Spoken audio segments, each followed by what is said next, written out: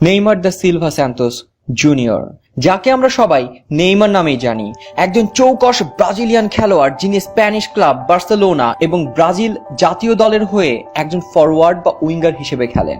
অন্য সব কিংবদন্তি খেলোয়াড়দের মতো নেইমারেরও ফুটবল জীবন শুরু হয় অলিতে গলিতে খেলে। তার বাবা সিনিয়র নেইমার দা সিলভা একজন প্রাক্তন ফুটবলার এবং পরবর্তীতে নেইমারের পরামর্শক হিসেবে কাজ করেন।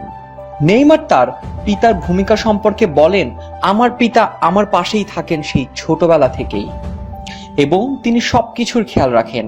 তিনি আমার সবসময় সঙ্গী এবং আমার পরিবারের অন্যতম একজন। খুব কম বয়সেই একজন দক্ষ ফুটবলার হিসেবে বেড়ে ওঠে নেইমার।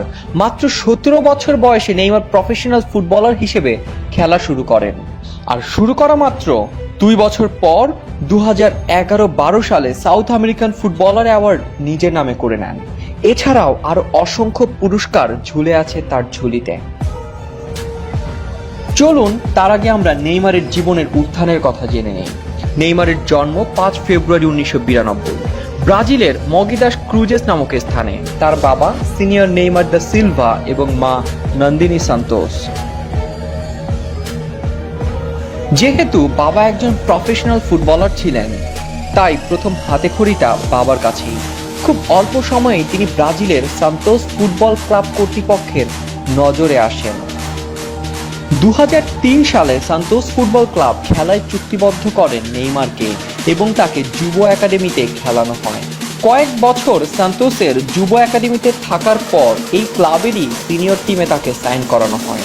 এভাবে তিনি 17 বছর বয়সে প্রফেশনাল ক্লাবে খেলা শুরু করেন, আর দেখতে দেখতেই সে তার টিমের একজন দক্ষ গোল মেকারে পরিণত হন। সান্তোসের হয়ে 225 ম্যাচে 136 গোল করেন তিনি। নেইমার মাত্র 14 বছর বয়সে স্পেনের ক্লাব রিয়াল মাদ্রিদে খেলার প্রস্তাব পেয়েছিলেন, কিন্তু ব্রাজিলে ওই সময় তার অদ্ভুত ট্যালেন্টের জন্য বিপুল অর্থের বিনিময়ে নিজেদের ক্লাবে খেলানোর জন্য তাকে রেখে দেয়। এদিকে নেইমার দিনে দিনে এই ক্লাবের হয়ে তার খেলার ধারাবাহিকতাকে আরো জোরালো করতে থাকে। নেইমার হয়ে উঠতে থাকেন একজন নিখুঁত ফুটবল প্লেয়ার। তার খেলা দেখে বড় বড় ফুটবল ক্লাবগুলো তাকে নেয়ার জন্য আলোচনায় বসে গেল। 27 মে 2013 সালে নেইমার প্রায় $76 মিলিয়ন বার্সেলোনার হয়ে খেলার জন্য চুক্তি স্বাক্ষর করেন। 2014 সালে বিশ্বকাপ ফুটবলে নেইমার ব্রাজিলের একজন দারুণ সম্ভাবনাময় খেলোয়াড় হিসেবে দলে খেলেছেন। এই বিশ্বকাপে তার দল ব্রাজিল ছিল 6ষ্ঠ বিশ্বকাপ জয়ের খোঁজে, কিন্তু 4 ম্যাচ খেলার পর দুর্ভাগ্যজনকভাবে তিনি কোয়ার্টার ফাইনালে ইনজুরিতে পড়ে যান। জার্মানির বিপক্ষে সেমিফাইনালে সে ম্যাচে তার খেলা হয়নি, আর ব্রাজিল ওই সেমিফাইনালে খুব বাজেভাবে হেরে যায়। নেইমার ইনজুরি থেকে ফিরে আবারও আগের মতো খেলা শুরু করেন। 2014-15 সেশনে বার্সেলোনার হয়ে 39 গোল করেন নেইমার। এখন পর্যন্ত তিনি বার্সেলোনার হয়ে 406 ম্যাচে 236 গোল করেন। ফুটবল বিশেষজ্ঞদের ধারণা, বর্তমানে হয়তো মেসি কিংবা রোনালদোর প্রভাবে কিছুটা আলোচনার আড়ালে পড়ে গেছেন নেইমার, কিন্তু আগামী 5 বছরের মধ্যে ফুটবল রাজত্ব চলে আসবে নেইমারের হাতে।